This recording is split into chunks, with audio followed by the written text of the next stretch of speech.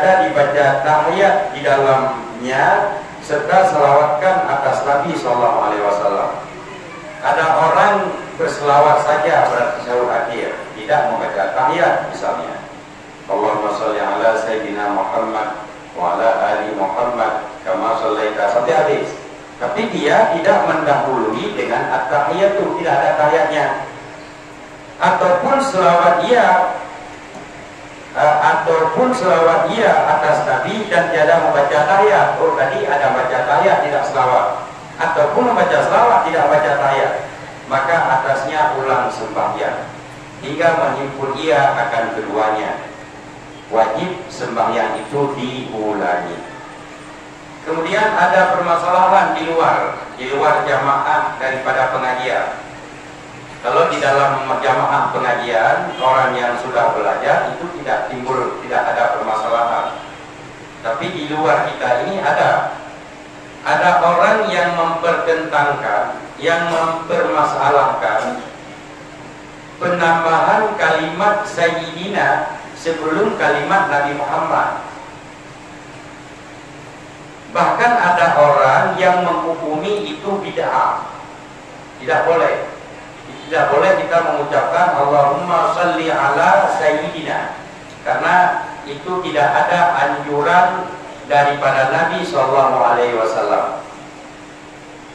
Versi awalnya, versi kitanya memang Nabi yang membuat pengumuman kepada para sahabat, ana sayyidu waladi Adam. Saya ini sayyid daripada manusia, beliau. Jadi ketika kita mengucapkan sayyidina itu mengikut perkataan beliau bahwa beliau adalah sayyid daripada manusia. Di samping banyak hadis-hadis yang lain. Kemudian perlu kita ketahui bahwa sayyidu itu salah satu titel daripada Nabi. Titel. Jadi kalau kita mengucapkan sayyidu kepada Nabi hukumnya bid'ah. Maka ketika kita memanggil bapak ataupun ibu kepada orang yang melahirkan kita itu pun bid'ah. Kenapa? Karena itu titel juga. Yang kan bapak, ibu kan nama panggilan. Begitu juga ketika kita baca dokter, bulan, prof, tumpu, abu, abi, yang tidak asli. Kenapa? Karena itu bukan nama, tapi itu di titel. Jadi sayyidi dan bahkan dalam Al-Quran, ayat Al-Quran yang kamana nafaile ana sayyidu waladi Adam. Saya adalah sayyid daripada manusia. Jadi menyona di luar majelis yang mempermasalahkan penambahan sayyidina, mereka bilang bid'ah, kita jawab pendapat kamu itu yang bid'ah. Pendapat awaknya bid'ah. Karena Nabi tidak membid'ahkan orang, Nabi tidak suka membid'ahkan orang. Nabi tidak suka mengkafirkan orang dan tidak suka mensyirikkan orang. Jadi suka membid'ahkan orang, suka mengkafirkan orang, suka mensyirikkan orang, itulah perbuatan yang tidak dicontohkan oleh Nabi. Itulah bid'ah yang paling besar. Yang so bid'ahnya biasa, itulah sekte Wahabi. Kita sekarang jangan malu-malu bilang Wahabi, karena Wahabi tidak malu-malu menyerang Ahlus Sunnah wal Jamaah. Coba dikasih panggung sama Wahabi, 3 maka kita di panggung Wahabi. Mesir bak mimbar Jumat, yang murah Jumat biasa khutbah udah Ahlus Sunnah wal Jamaah. Tapi sekali Wahabi berkhutbah langsung tidak baju puyana. Membekok kan dia itu katanya. Udah katanya tak usah itu lagi Allah, tak usah ngomong-ngomong sama orang-orang. Kok pengen nanti hijau di Wahabi kan matan tak usah ngomong-ngomong sama orang. Ini ngomong aja udah. Berselawat nggak boleh, maulid nggak boleh, apalagi selawat nadiyah nggak boleh. Karena di dalam selawat nadiyah itu kandungan syiriknya lebih tinggi. Ya kata Wahabi ya. Kenapa Wahabi tidak membolehkan selawat nadiyah? Karena mereka satu pun selawat tidak hafal. Mengapa mereka hafal dulu doanya? Karena anak dia apa? Makanya bid'ah.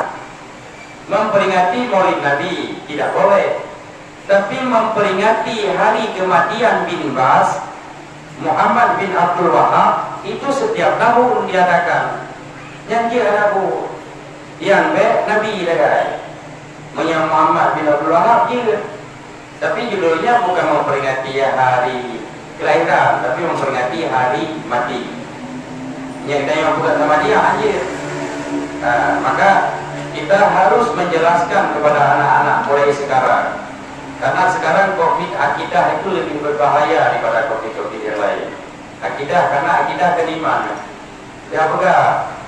Suka mensyirikkan orang, suka memidahkan orang, tidak boleh maulid, tidak boleh, tidak boleh, tidak boleh. Itu Wahabi.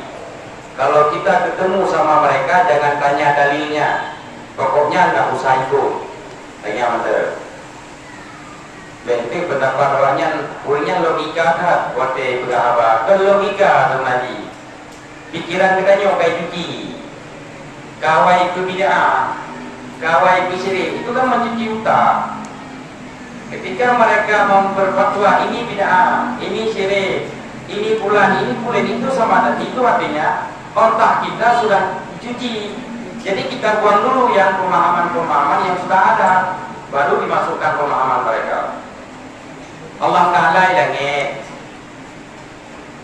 yang dicuci udah Allah Ta'ala ilangnya juga. Allah Ta'ala duduk di atas hingga sana. Nyana kadang bawa buku agama SD, kita pertanyaan kadang-kadang, di manakah Allah Ta'ala tinggal? A. Di langit, B. Di bumi, C. Di laut, D. Di rumah. Itulah di Ka'bah itu. Kenapa bukan Ka'bah sih? Di Ka'bah. Karena Ka'bah itu namanya Baitullah. Nah ini beda itu dulu di masjid. Karena masjid itu rumah Allah. Kitanya ala tergantung yang di atas lah. Kita pilih yang mana? Hanya tolonglah di proses ini. Tolonglah Pak, tolong Bapak proses ini agar mudah urusannya. Nanti kita hubungi yang di atas itu bagaimana. Yang di atasnya punya filter, jabatannya di atas. Jabatan di atas. Saya untuk bahasa-bahasa mana harus ngumpul. Ada atasan, ada bawah.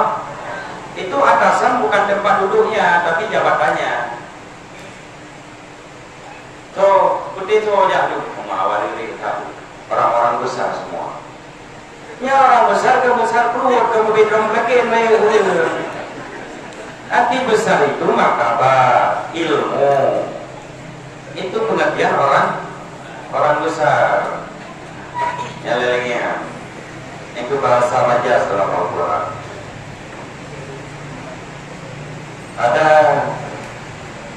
Dulu ada namanya Parasdak ini seorang pensyair terkenal. Syair beliau banyak termuat di dalam kitab Ilmu Bayan. Di situ banyak. Di antara rutinitas Parasdak ketika beliau berziarah ke kubur Rasulullah, beliau berhenti di depan kubur dan membaca syair puji-pujian kepada Rasulullah. Itu setiap hari membaca syair puji-pujian. Jadi pada suatu hari setelah beliau membaca syair, ada seorang laki-laki tua di belakang. Berkeliling laki-laki tuanya, Parasdak, saya sangat terkesima dengan syair yang Anda bacakan kepada Rasulullah, dengan syair puji-pujian. Karena nun kabungka hari ini nanti malam kita makan malam di rumah saya. Kita pulang ke rumah saya, makan malam di rumah saya.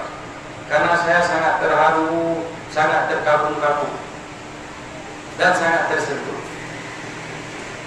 Kata Parasdaknya, kata wala. Beliau bertanya, di mana rumah Bapak? Rumah saya masih di sekitaran Tanah Haram ini. Berjalan kaki, beliau bersama-sama berjalan kaki pulang ke rumah laki-laki tua tadi. Sesampainya di rumah, Farazdak diikat Farazdak, entah bagaimana, pokoknya lidah Farazdak dipotong. Dibilang sama orang tua tadi, laki tua tadi, hidung cukup benci ku kakek syair ke Rasulullah. Sangat tidak suka aku mendengar orang bersyair kepada Rasulullah. Orang berselawat, orang memuji-muji Rasulullah. Nyawa hati jamuna, sudah kejamblok pakai betul. Dipotong. Setelah dipotong, kan tiba lidah lagi. Ikan le rontok. Ambil lidahmu, suruh sambung sama Rasulullah. Karena kamu memuji-muji dia tiap hari. Tampilan ke klik-klik Farazaknya, lucuk lidah gemak kata. Akhirnya beliau sampai ke makam Rasulullah. Setelah beliau makam ke sampai Rasulullah, beliau bilang kepada Rasulullah dengan bahasa yang terputus-putus, gak bisa ngomong, tapi beliau bisa lala menangguh. Artinya, ya Rasulullah, jika yang aku lakukan selama ini salah, tidak benar, berselisihan dengan syariat yang engkau bawa, maka biarkan lidahku seperti ini terpotong. Tapi jika yang aku bacakan selama ini benar, aku mohon kepadamu Rasulullah, dengan syafaatmu, dengan mukjizatmu, semoga lidahku ini kembali seperti asalnya. Setelah beliau berbicara demikian, tertidur di bilik kubu. Cerita apa pun dan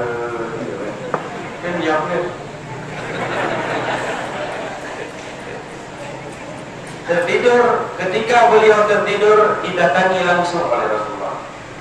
Assalamualaikum ya Farazdak. Semoga sejahtera selalu kepadamu wahai Farazdak. Aku sangat senang mendengar syair-syair pujianmu kepadaku. Dan aku sangat tersentuh dan selalu aku mendengarkannya ketika engkau baca. Dan aku bertanya-tanya, kenapa tadi pagi engkau tidak membaca apa-apa di tubuhku? Wahai Farazdak, lidahmu yang sudah terpotong ini, biar aku yang sambung. Aku yang kembalikan kepada asalnya. Dicok oleh Rasulullah lidah Farazdaknya dipeluk Allah. Kajetnya Farazdak, belum lagi izin ke Rasulullah. Bin Allah, Assalamualaikum, dipijit. Pada pijit tidak lagi kata. Kalau kita tahu. Kemudian beliau bersyair, katakan syair itu beliau. Ketika pada hari-hari selanjutnya, ada seorang pemuda loh, jadi Farazdak, aku sangat terkagum-kagum dengan syairnya. Bila cukup tersentuh dengan syair yang kau baca. Cak uronya paju upu baru malu. Mana kecil dia. Dia upu ada lidah dia uronya. Tapi karena hati beliau bersih, beliau tidak ada suudzon dalam hati kepada orang lain. Tidak ada prasangka yang tidak baik kepada orang yang belum dikenalnya. Beliau mengiyakan, jim, Pak rumah di sekitaran tanah haram ini juga. Jalan, wate japun kanan, iya, ini kan mau apa aku jalan ji. Lorong-lorongnya nih, tapi ya bijak aja aku. Kemudian ada beberapa rumah. Jalannya rumah di tengah ini udah iya, ini pasti rumah unjeh ya, pastinya kakulah. Malah tidak malah bidau memang kanya rumahnya. Yo kan di lo, kan ada bidang lo. Tapi ketika beliau sampai ke dalam rumah, tiba-tiba ada seekor babi di dalam rumah. Babi laki-laki tua, babi tua. Ikut lihat mudanya, wahai para ustaz, itu ayah saya. Setelah beliau memotong lidahmu, beliau diubah bentuk oleh Allah menjadi babi. Cikgu, selama ini saya disibukkan dengan mengurus beliau. Jadi orang sibuk urus yang semana pulang kulit. Walau babi-babi itu ayah saya. Walau anjing-anjing, babi-babi itu tetap ayah saya. Saya punya hak dalam syariat untuk selalu patuh dan tunduk kepadanya dan berbuat baik kepadanya. Tapi beliau selalu memberi isyarat kepada saya, karena bangsa pun memberi isyarat agar saya membawa Anda ke rumah saya. Kalau para ustaz, itulah orang yang sangat alim, orang bagus hatinya. Makalah karu lebih karu boleh. Nah, tetapi ketika lagi maafkan tu. Kemudian, wahai para ustaz, jika engkau tidak memaafkan ayahku, berdoalah kepada Allah agar ayahku ini meninggal. Bahkan karena beliau sangat menderita dalam kondisi babi ini. Bui dong, bui. Yang ke pengen kurung baca tahu ke? Bukan ada kurung pengen baca tahu ke? Pengen. Tapi jika engkau sayang kepada ayahku, bermohonlah kepada Allah dengan syafaat Rasulullah agar ayahku ini diubah kembali layaknya manusia biasa. Isyarat daripada mulut beliau, beliau meminta maaf dan ingin bertobat kepada Allah. Bukan para ustaz, hana mubacut pi adelun bengeng ke ayat kami. Sedikit pun saya tidak menyimpan dendam atau marah. Hari ini segala dosa ayahmu sudah saya maafkan. Ya Allah, kembalikanlah ayah si pemuda ini seperti layaknya manusia biasa. Biar beliau bisa berubudiyah kepada Allah. Biar beliau bisa banyak baca selawat. Anak tiknya berubah hanya bentuk jid ke manusia lagi tertahu.